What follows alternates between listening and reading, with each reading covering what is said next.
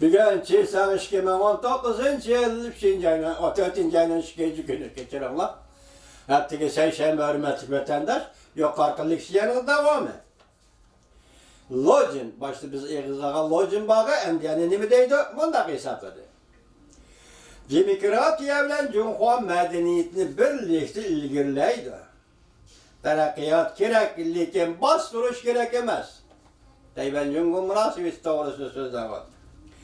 Däl şundak bolganlıktan Tayvan mavcut bolup turganlıktan Cumhuriyet Kompartiyası bir aram bolup atıldı.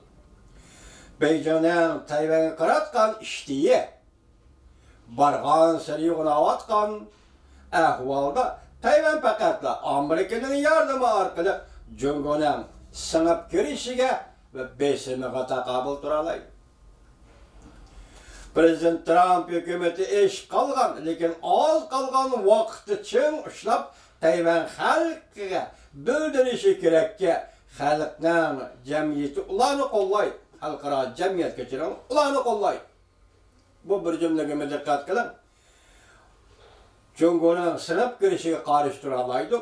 Prezident Trump hükümeti eş qalğan, lekin az qalğan vaqtı çiң uşlap Tayvan xalqiga bildirish kerak ki xalqaro jamiyat ularni qo'llaydi.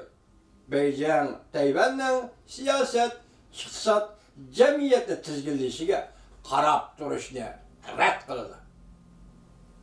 Amerika Tayvan munosabati va xalqaro jamiyat Beijingning Tayvanning iqtisod, jamiyat va barlig'ini tizginlashiga qarab turishni rad qiladi. Tayvan vaziyeti ko'zlab turayotgan Amerika Qo'shma Shtatlari davlat mudofaasining sobiq amaldori Jess Bosko Amerika ovoziga bundoq ko'rsatdi. Jungo davomli tashabbuskorlik bilan Tayvanga bosim ishlatadigan bir taraf. Hozir vaqt yetib keldi. Amerika tashabbuskorlik bilan harakat qo'llanib Jungo'ga bildirib qo'yish kerak ki, Jungo vaziyatni o'zgartiradigan birdan-bir siyosiy hokimiyat emas. Biz boshdan dedik, 2020-yili Tayvanni birlik keltirdi ekan Jungo. Dunyo buni qarab turamdi dedik. Hozir buna javobi chiqdi. Javob qayerdan chiqdi? Amerika Qo'shma Shtatlarining davlat mudofaasining sobiq amaldori Jess Bosko Amerika ovoziga mundoq dedi. Amerika ovoziga bundoq dedi. Jungo davomli tashabbuskorlik bilan Tayvanga bosim ishlatadigan bir taraf. Hozir vaqt yetib keldi. Amerika tashabbuskorlik bilan harakat qo'llanib, Jungo'ga bildirib qo'yishi kerakki, Jungo vaziyatni o'zgartiradigan birdan-bir siyosiy hokimiyat emas.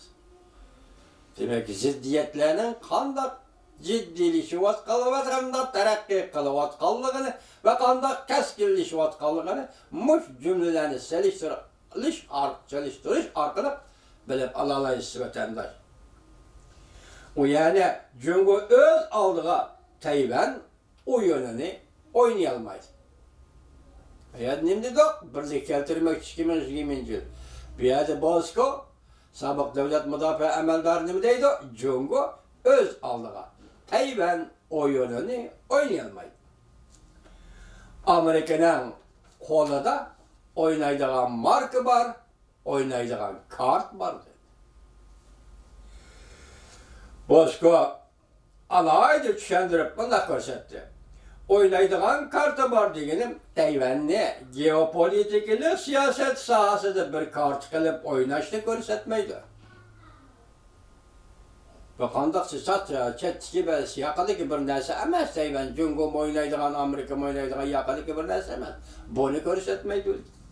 Balki Tayvanni Amerika davlat kuchining bir quroli qilib, Tayvan bilan Amerikaning munosabatini kuchaytirib, demokratik tuzumni qo'llashga yordamlashadi.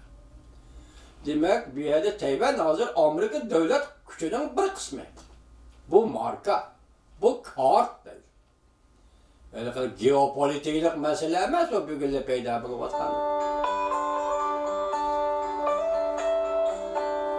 Mushundaq munosabat Amerika dal mushundaq usul, yani davlat quroli Tayvan devlet kurarız dedi. Muamele kılıp Amerika'nın demokratik düzümünü qoğdaydı dedi.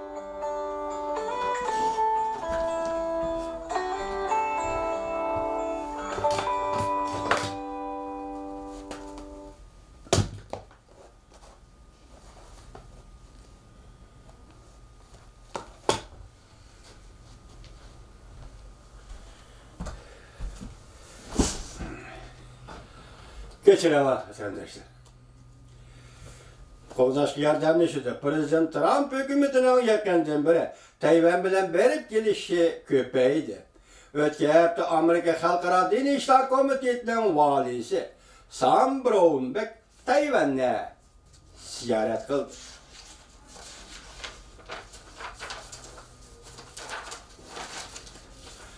Ziyorat qilgandan keyin bu hafta yana Amerika Qo'shma Shtatlari Davlat Mahkamasi Xalqaro Tashkilotlar idorasi yordamchi amaldori Ner Sakok Tayvanni ziyorat qildi. Amerika Qo'shma Shtatlari Davlat ishlar kotib Mike Pompeo haftaning 3-kuni Avam palatasiga guvohlik berish yig'inida Avam palatasining a'zosi Steve Chabot Amerika Tayvan sayli sayohat qonunini ijro qilamdi yo'q deb savol qo'yganda Davlat ishlar kotibi Mike Pompeo Amerika bu qonunni izchil ijro qilyotidi deb javob berdi. Shundaqla kelgusida texnik ko'p ijro qiladi deb javob berdi.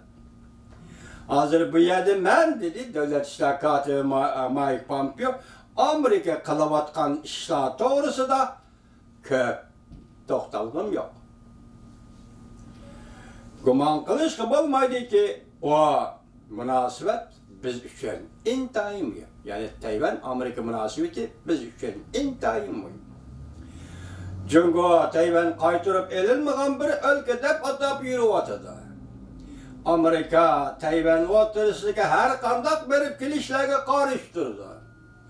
Jungo Davlat Mahkamasi Tayvan ishlar ishxonasidan bayonotchisi Am Pingshan Moshayapta muxbirlarni kutib olish yig'inida Tayvan Jungo'ning bir o'lkasi dedi. Bu Mao'ning davridan tortib hozirgacha takrorlanayotgan, qayta takrorlanayotgan bir gaplar.